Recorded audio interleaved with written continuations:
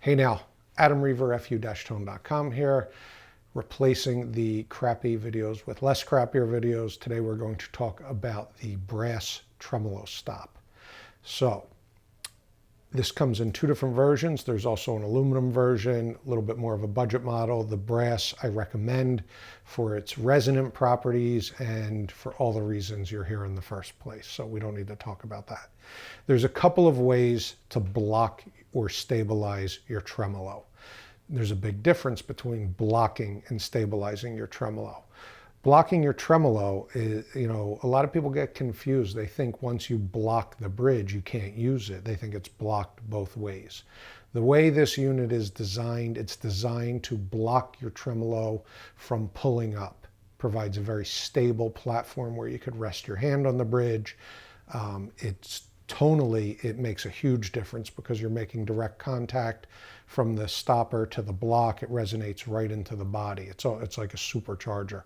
So tonally alone, it's a huge benefit, but the main thing is stabilization. So if you were to break a string or you like to do double stop bends, the floating bridge is not going to be right for you. Also, if you use the EVHD tuner, tremolo stopper is the way to go. You can use the black box stabilizer, which we'll get into in another video, but right now we're going to talk about the tremolo stopper. So the stopper is very easy to install. It goes in the back cavity of your guitar. I put it between the springs, and you can see I had this one in here already, but I'm going to line it up centered in the cavity. I kind of use the center piece of the claw. I use the centered piece of the claw as a guide to go straight. I set my stopper there. You can mark it with a pen or a Sharpie. Drill two little pilot holes for it. The next step, you're going to mount it directly to the body with the two mounting screws.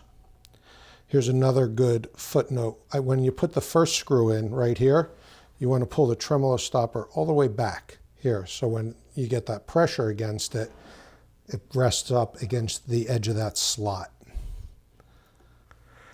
After you have the two mounting screws and you have the bracket mounted to the base, you're going to come in through the back of the tremolo stopper with the long black screw.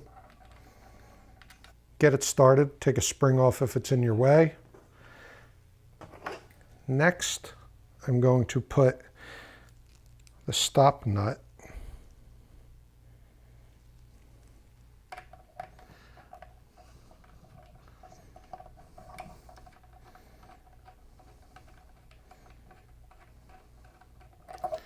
once you get that stop nut on there, leave that loose until we get it set.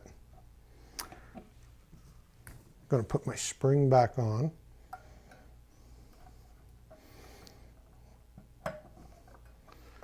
With my fu-tone spring hook tool. Then I'm going to set the stopper. You want to get the bridge level to the body. So right now my bridge is a little tilted back. You can also use your 3mm wrench, the same one you use to change strings. Put it right in the back of the unit. Give it a turn.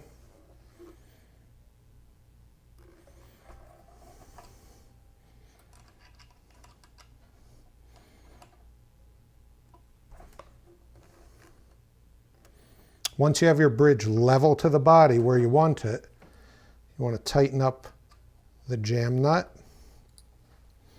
So use a pair of pliers or a little tool like I got here. Twist it in both directions.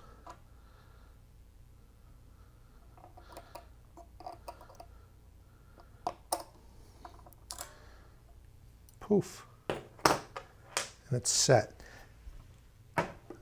Next, I want to increase my spring tension a little bit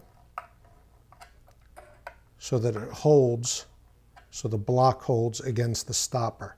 Set it to where you're comfortable, and there you have it. Some guys sometimes put a little swatch of gaff tape between the face of the block and the trem stopper to deaden the contact point for when you use the arm. There you have it, fu-tone.com, brass tremolo stopper. Stability, tone, performance.